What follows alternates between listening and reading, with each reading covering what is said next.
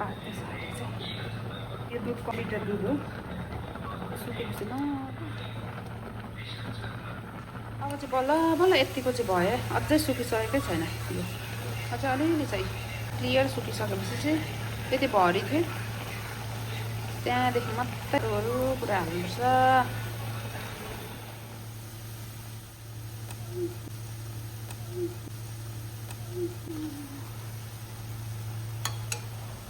कम्ती हाल्छु रेडी भइसक्यो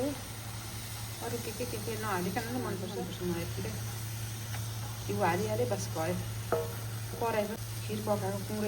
पुरौनी पकाएको जस्तै कालो भइसक्यो